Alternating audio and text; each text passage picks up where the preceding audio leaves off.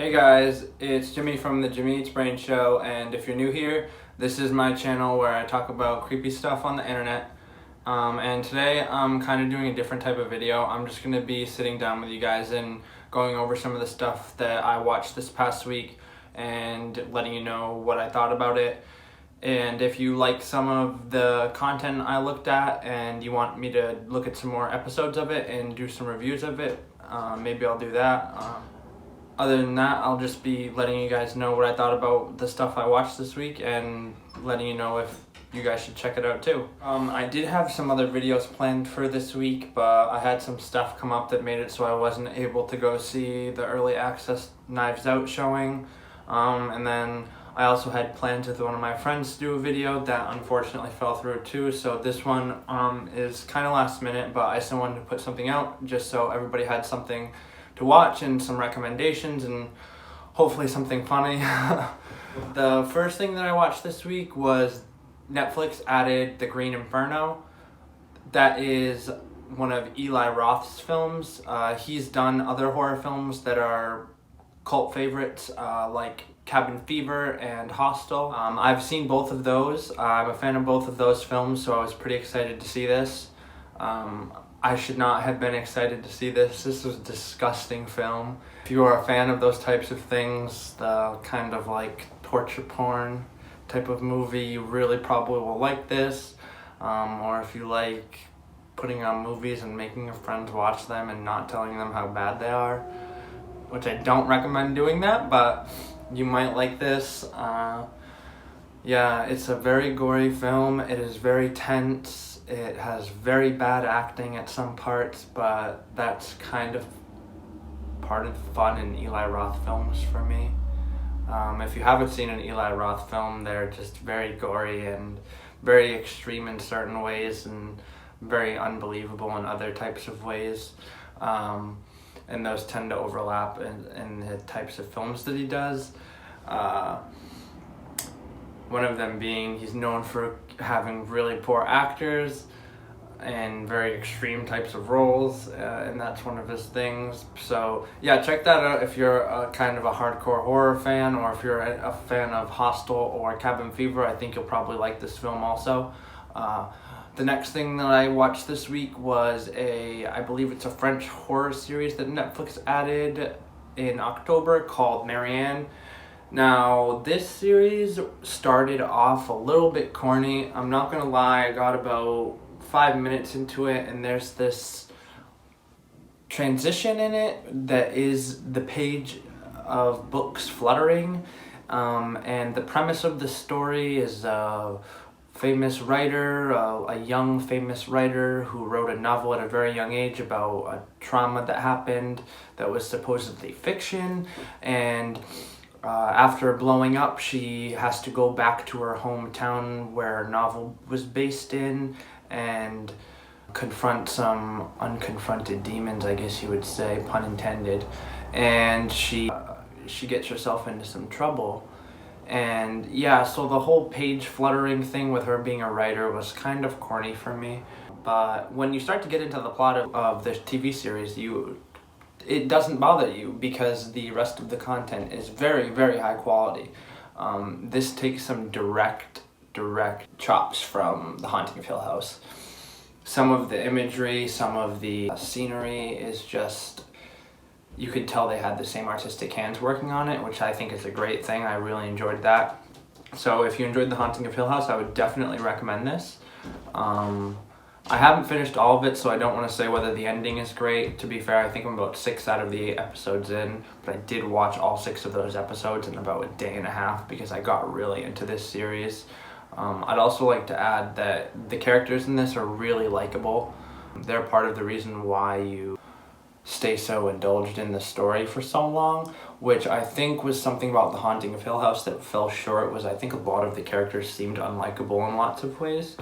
And the characters in this story are much more likable and relatable, and it has a way of being lighthearted for such a dreary show. So if you're in the mood for something that's maybe a little bit gothic or horror flavored, but you don't want something that's going to completely, potentially spiral you into depression, this would be a good watch.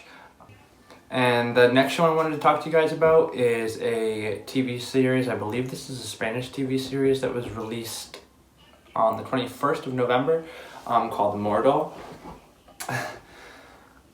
This one I have some things to say about. I originally planned on doing a TV series review of this, and then got 55 of the 57 minutes of the way through this, and was like, I can't do a series review on this. I don't even want to watch this series. Why would anybody want to watch my series review on this series that I don't want to watch?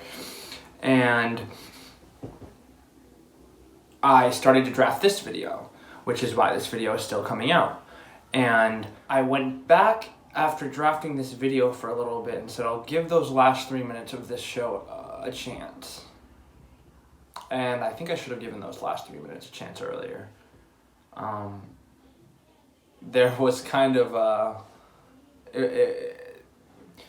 the visual effects in this series, I don't know if they're done with CGI or if they are done with, stunt actors, but they're fantastic. Spoiler alert, there's a scene at the end of this first episode of this series where a teacher is getting his face bashed against a wall, telepathically, you're assuming, or by some unseeable force, and it looks so cool. And you get a couple of different edit shots of it. They give you a couple of different angles of it to look at, and it's just really, really well done. Also, I don't want to say that all of the 55 minutes at the beginning were poor. The characters were really likable. You could tell that they took direct cultural influences from wherever the target audience for this Netflix original was. They definitely took cultural influences, and also all of these shows that I'm going to be talking about that are foreign language are going to have audio voiceovers and subtitles as well. So a way for people who do not like to read subtitles to watch, and also for a way for people who do like to watch with subtitles. So I usually prefer to watch with subtitles and with the voiceover audio, just so I can read what the subtext would be and I'll hear it as well, and it helps me get the best understanding. That's about it. That's everything that I watched this week. I do have a couple of plans for videos to do in the upcoming week.